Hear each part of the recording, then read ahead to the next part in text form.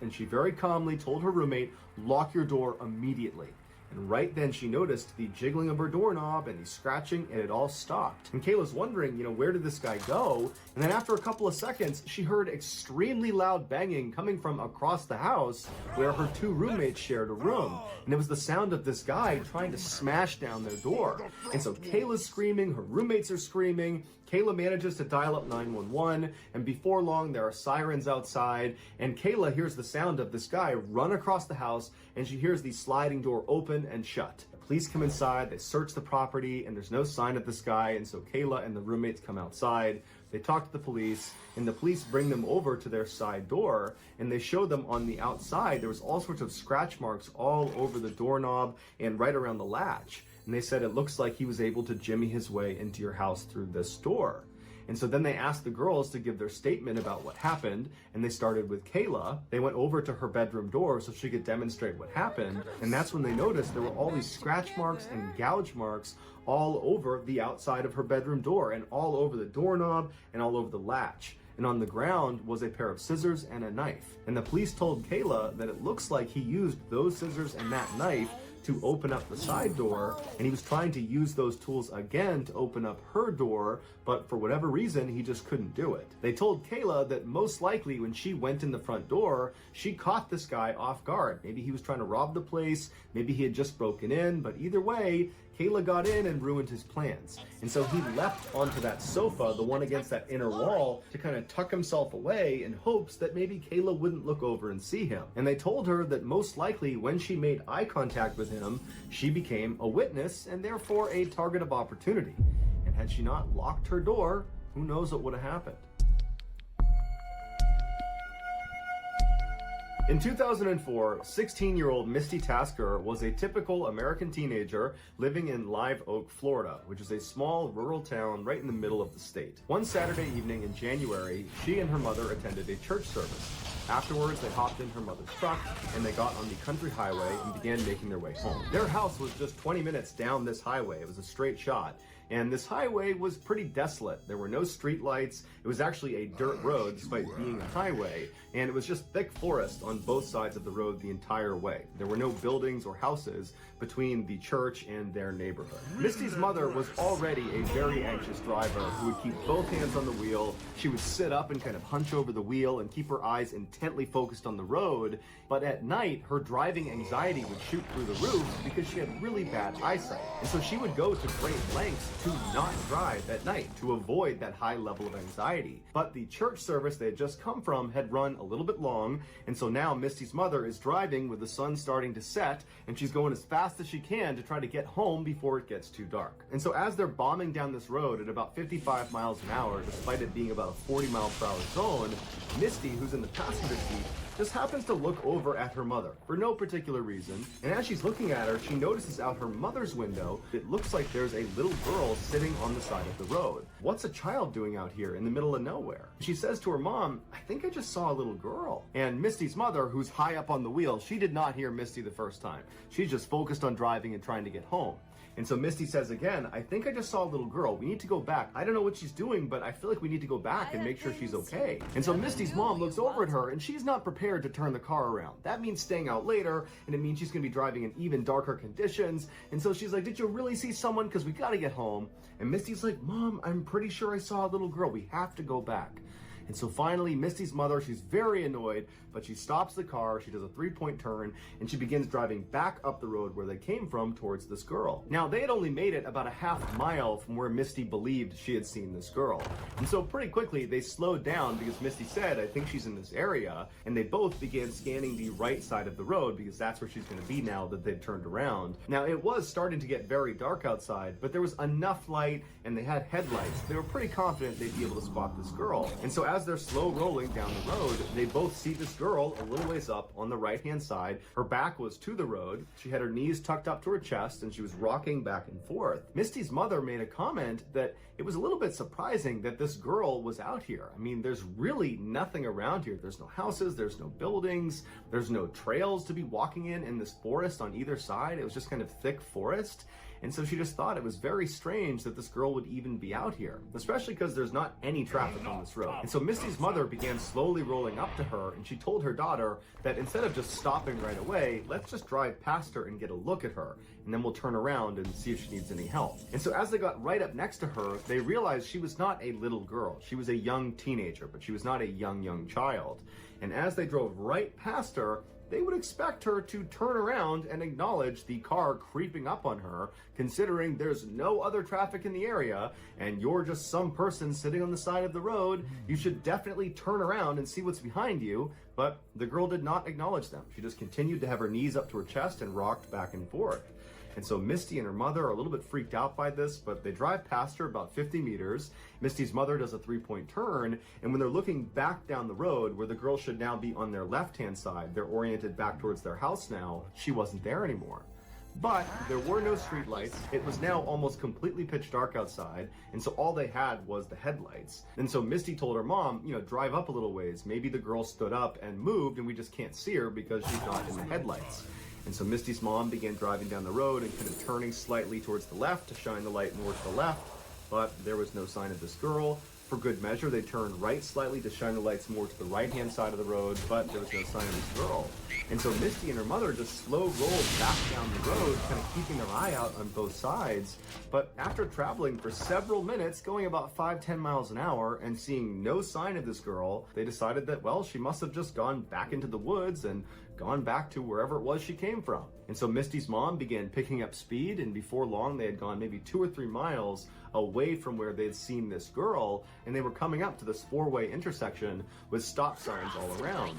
And as they were getting close, Misty's mother gasped, because on the other side of the intersection, on the right-hand side, was this girl sitting on the side of the road. She's got her back to the road, her knees are up, and she's rocking back and forth. And so Misty's mother pulls up the stop sign and then just sits there. And both women are just stunned at what they're looking at. They had just seen her 2-3 miles back down the road. It wasn't possible for her to get all the way up here. And so Misty's mother looks at her daughter and says, do you think it's a different girl? And Misty's like, no, that's the same girl. And so they just sat there for a minute until Misty started to panic. And she said to her mom, Mom, don't stop. I got a bad feeling about this girl.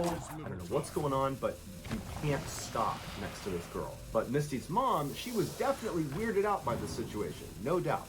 But she didn't feel good about abandoning this girl in the middle of the night on the side of the highway. And so even though she felt a little bit hesitant herself, she told Misty, we have to at least drive past her and ask if she's okay. That's the least we can do. And Misty was not having it. She said, Mom, do not stop. I got a bad feeling about this. Don't stop near this girl. But Misty's mom let up off the brake and began slow rolling past this intersection. And now at this point, Misty is just absolutely terrified. And so she takes her seatbelt off and she goes down into the footwell right in front of her seat. And she closes her eyes and covers her ears, and she just continues to beg her mother to please keep going, don't stop. But her mother just continues on until she stops right next to this girl who's still just sitting on the side of the road with her back to the road. She's got her knees up, she's rocking back and forth.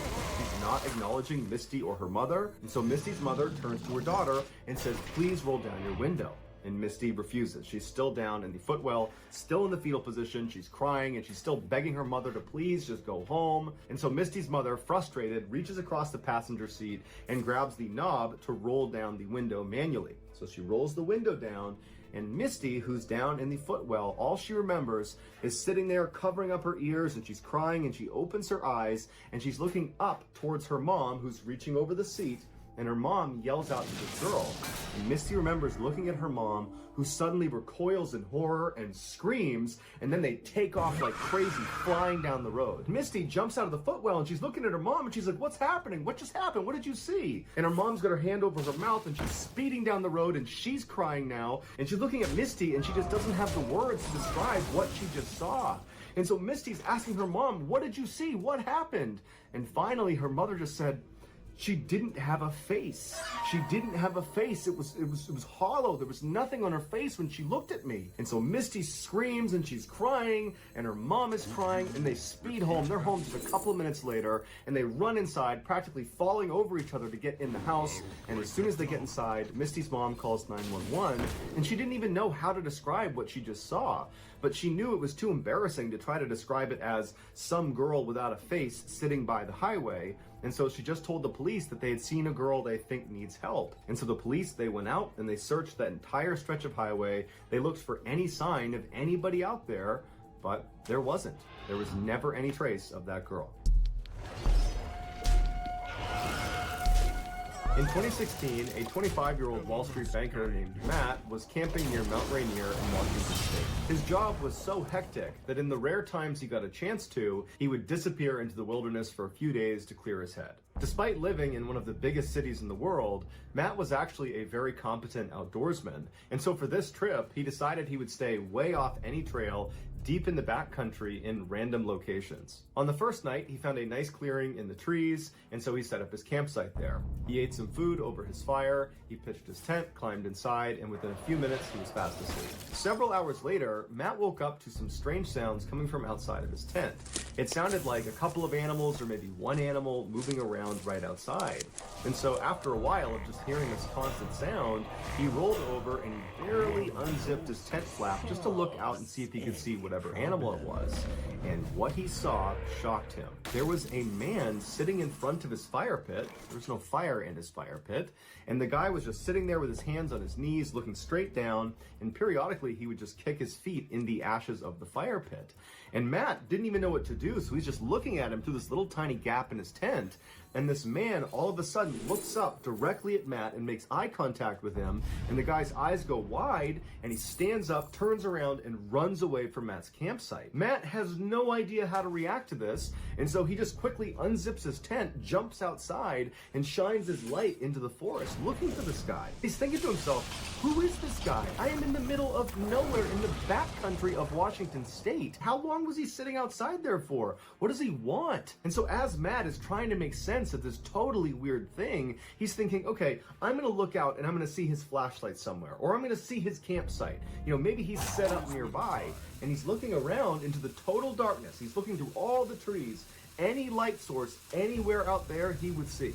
And there's not one. There's no fire, there's no flashlight, there is nothing. And so eventually Matt goes back inside of his tent, he zips it up, and he's just left kind of dumbfounded. He can't understand how some person was just sitting outside of his tent for no apparent reason and then vanished into the forest without even turning on a flashlight. And so after a very restless night, finally the sun came up again and Matt was very relieved. He stepped outside. And after a little bit of time now from this strange incident, Matt started to tell himself that all that was is some guy happened to set up his campsite nearby. It is possible, albeit rare, because we're in the backcountry.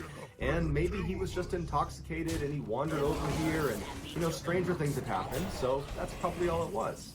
And so Matt felt like there was nothing to worry about. He packed up his campsite and he began hiking into the forest. Matt didn't have a planned route. Instead, he had a map and a compass. And he began just kind of wandering in the forest, kind of exploring wherever he wanted to go. And over the next 2 days, he covered at least 10, maybe 15 miles in kind of random zigzag directions. He found a nice clearing and he set up another campsite. That night, he set up a fire and he was eating some food near his fire. And then as he's sitting there, he hears rustling coming from behind him. And he's pretty sure it's an animal, so he turns around and he doesn't see anything, and he goes back to eating his food. And then a little while later, he hears some more rustling behind him, and this time he can't really just write it off. Clearly there is something behind him that's moving around. And so he stood up, turned around, and remained motionless and just listened, expecting to see maybe a deer come out of the woods. But instead, he hears a man's voice come out of the darkness that says, "Do you know how to get to Bell's Canyon?" And Matt's heart starts racing. He knows that even though he can't see him, it has to be the same guy he saw 2 days ago. Because they are in the middle of nowhere. He hasn't seen any other hikers or campers or anyone. And clearly this guy has the ability to sneak up on him. And so he's thinking, what does this guy want? I just spent the past 2 days hiking in random directions for 15 miles, and he must have followed me. And so Matt, not knowing what else to do, just says, says, I don't know where Bell's Canyon is. And then there's silence. And Matt, one part of him is thinking, I hope this guy does not come into the light. I hope he just goes away. The other part of him is thinking, well, maybe this is a different person that is lost, and they're looking for this place called Bell's Canyon, and they'll come into the light, it'll be a big relief, I'll send them on their merry way, and everything will be fine. But as Matt is having this wishful thinking, the voice from the shadows does not come any closer, but instead asks the same question, a bit more forcefully this time. Do you know how to get to Bell's Canyon? This time, Matt did not respond. Now he was scared. This is not some friendly hiker looking for directions. There's something wrong. And so Matt, knowing he's all alone out here, he knew he had to do something to try to take control of this situation. And so he took a deep breath, he reached down and grabbed his flashlight, and in one swift motion, he lifted his light up and shined it in the direction of this guy's voice. And what he saw was this guy from 2 days ago looking out from behind a tree right in Matt's direction. He was hiding from him. And when the light hit him, the man barked at Matt to aim it away. And Matt